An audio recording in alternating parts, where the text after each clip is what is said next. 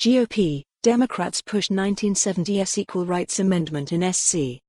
Columbia, South Carolina, AP, one of South Carolina's most liberal lawmakers and one of its most conservative are joining together to revive the Equal Rights Amendment to the U.S. Constitution. The 1970s proposal banning any discrimination based on sex is being revived in several state capitals across the U.S. It is just one state away from the 38 needed before it can become the 28th Amendment to the Constitution. But there is one other hurdle, a ratification deadline. Congress extended an initial 1979 deadline to 1982. Supporters acknowledge they will likely need the current Congress to grant another extension. Barring that, they will have to go to court. Representative Gilda Cobb-Hunter introduced a resolution in January to ratify the amendment in South Carolina, an action that she said would send a powerful message no matter what happens elsewhere.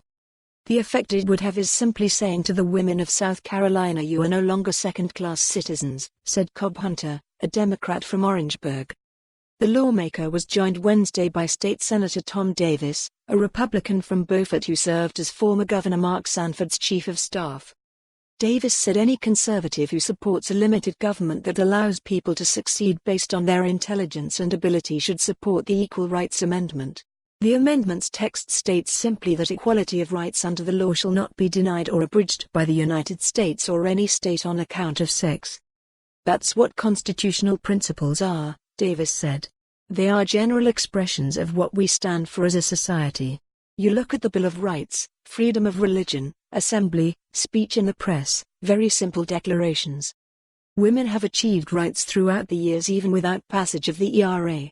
Among them is the elimination of laws that fail to recognize rape within a marriage.